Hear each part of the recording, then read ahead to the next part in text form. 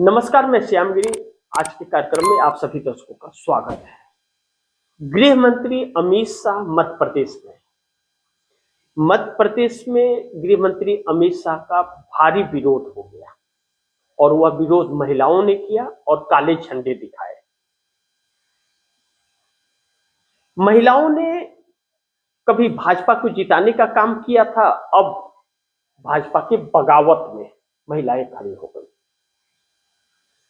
Mohan Yadav CM है मध्य प्रदेश के, वह भी कुछ न कर सके। क्या करेंगे, क्योंकि यह ऐसी सरकार है जो भोगती है, करती कुछ नहीं। अब ऐसे में महिलाओं ने विरोध क्यों किया, बड़ी महत्वपूर्ण है कि महिलाओं ने जो विरोध किया वह 3,000 रुपया महिलाओं को हर महीने देने का वादा था। हर महीने 3,000 रुपया। शिवराज सिंह चौहान पूर्व मुख्यमंत्री मध्य प्रदेश के, उन्होंने किया था कि लाडली बहना मामा बन रहे थे, लेकिन मामा कहां मौका मार करके और गायब हो गए, पता ही नहीं चल रहा है। क्योंकि दिल्ली आ गए और दिल्ली आकर के कृषि मंत्री, एग्रीकल्चर मंत्री बन गए। अब बंद हो गए। महिलाओं को 3,000 का लालच और 400 रुपया का सिलेंडर दे करके सत्ता आ गई। 2-3 महीने पैसे दे भी दिए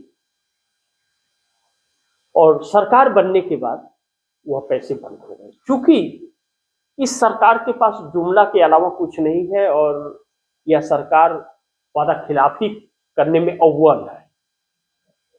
अगर आप दर्शकों को वादा खिलाफी सीखना हो तो भारतीय जनता पार्टी से सीख लीजिए, इससे अच्छा गुरु कोई नहीं मिलेगा। अंधभक्ति सीखना है अगर तो भाजपा से सीख सकते, इससे अच्छा अंधभक्ति कोई सिखा नहीं सकता। दूसरी तरफ कांग्रेस हमलावर हो गई और उन महिलाओं ने काला झंडे कार्यक्रम में दिखाए, अमित शाह को चिल्ला चिल्ला करके काले झंडे दिखाए। अब कांग्रेस हमलावर हुई और कांग्रेस के प्रदेश अध्यक्ष जीतू पटवारी, जो राहुल गांधी के बब्बर शेर कहे जाते हैं और राहुल गांधी के नक्शे कदम पर वह चलते हैं, हमेशा सड़कों पर दिखते हैं। जब से कमलनाथ को हटा करके और जीतू पटवारी को प्रदेश अध्यक्ष बनाया गया, जीतू पटवारी हर मुद्दे पर सड़क पर ही दिखते हैं। हमेशा एक ऐसा राज्य है जहां सड़क पर दिखते हैं। जीतू पटवारी ने एक ट्वीट किया, आप दर्शकों को वह सुनना चाहिए, मैं बताना चाहूंगा आप दर्शकों को। जीतू पटवारी ने यह कहा, जिन्होंने लाडली बहना, जीतू पटवारी का आधिकारिक ट्विटर हैंडल पर यह है जो अब एक्स हो गया है, जिन्होंने लाडली बहनों को 3,000 देने का वादा किया था वो तो दिल्ली चले गए। यानी कि शिवराज सिंह चौहान ने 3,000 देने का वादा किया था और उनको सीएम नहीं बनाई भाजपा और उनको दिल्ली लेकर के आई। क्योंकि सीएम की कुर्सी से हटाना था तो दिल्ली लाना था, दिल्ली एग्रीकल्चर मंत्री बना दी। तो जिन्होंने लाडली बहनों को 3,000 देने का वादा किया था वो तो दिल्ली चले गए और यहाँ वाले यानी कि जो मोहन यादव सीएम है मध्य प्रदेश में, यहाँ वाले पिछले 2 साल से आंखें मूंद कर सो रहे हैं। 2 साल से चुपचाप पटाए हुए, किसी को दे नहीं रहे हैं। इसलिए आज प्रदेश की लाडली बहनों ने, मध्य प्रदेश के उन महिलाओं ने केंद्रीय मंत्री अमित शाह को काले झंडे दिखाकर 3,000 देने का वादा याद दिलाया कि भाई आपने 3,000 देने का वादा किया था, आपने 400 का सिलेंडर देने का वादा किया था, कहाँ है वो। तो दूसरी तरफ आगे लिखते हैं कि आज ये हमारी बहनें जवाब नहीं अपना हक मांग रही हैं। यानी कि विरोध करके जवाब नहीं दे रही हैं, अपना हक मांग रही हैं, याद दिला रही हैं, मांग रही हैं। लेकिन दुखद है कि आपकी सरकार यानी कि भारतीय जनता पार्टी की सरकार ने पिछले 2 सालों में हमारी बहनों को सिर्फ अत्याचार ही दिया है। यानी कि भारतीय जनता पार्टी ने अपने वादे पूरे नहीं किए। राहुल गांधी यही बात कहते हैं और दोहराते हैं। राहुल गांधी कहते हैं कि वादा खिलाफी, और यह सरकार सिर्फ जनता के साथ वादा खिलाफी नहीं करती है, यह सरकार अपने सहयोगी दलों के साथ और भी अत्याचार करती है। आप समझ नहीं सकते, सोच नहीं सकते आप कैसे यह बेवकूफ बनाती है लोगों को।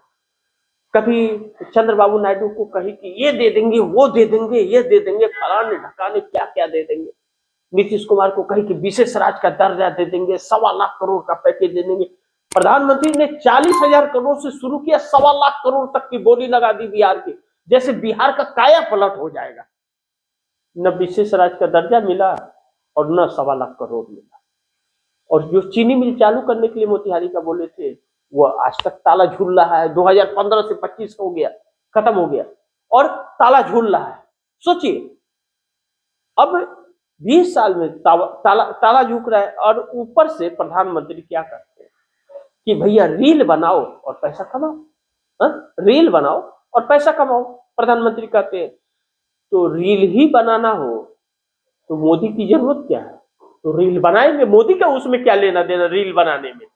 तो अब जनता इन लोगों के पीछे जम के पड़ गई। तो राहुल गांधी नरेंद्र मोदी को कहते हैं कि यह वोट चोरी की सरकार है और इस सरकार को वह सरकार नहीं मानते, क्योंकि यह सरकार, यह प्रमाणित हो चुका है राहुल गांधी के अनुसार, राहुल गांधी के तथ्यों के अनुसार, कि वोट चोरी की सरकार है। और जब जनता के वोट से कोई सत्ता नहीं आती है, वोट चोरी करके आती है, तो वह जनता की क्यों सुने? और जनता की सुन की आती है तो सरकार को डर रहता है कि अगली बार जनता हमें वोट नहीं देगी। जब यह डर रहता है तो वह सरकार काम करती रहती है, और जब वोट चोरी से आती है तो वह जनता के लिए काम नहीं करती। आज यह सरकार वोट चोरी की है, इसलिए जनता कुछ भी बगावत कर ले, यह सरकार उसका काम नहीं करेगी। और ऐसे ही कर भी रही है, अपने सहयोगी दलों के साथ भी धोखा कर रही है और इस देश की जनता के साथ भी धोखा कर रही है, और साथ साथ देश के साथ भी बड़ा धोखा दे रही है यह सरकार। बाकी आप दर्शक सोचिए, आप दर्शकों को इस पर गहन विचार करना चाहिए सरकार पर और व्यवस्थाओं पर, लोकतंत्र को लेकर के, संविधान को लेकर के एक डिसीजन, फैसला लेना चाहिए देश को कि आखिर यह देश किसी की जागीर नहीं है, यह देश हर किसी का है, इस देश में रहने वाले लोगों का। ऐसे में यह सरकार एक चुनौती बनती जा रही है और राहुल गांधी इस लड़ाई को कहां तक लेकर के जा सकते हैं, कब तक टिक पाते हैं। जब एक असंवैधानिक सरकार और तानाशाह सरकार है तो राहुल गांधी के लिए भी चुनौती बड़ी है, इस बात से इनकार नहीं कर सकते। तो इसी के साथ आप दर्शकों से इजाजत चाहूंगा, अगली खबर के साथ फिर हाजिर होऊंगा। लेकिन आप दर्शकों की क्या राय है, क्या सुझाव है, कमेंट बॉक्स में जरूर दीजिएगा।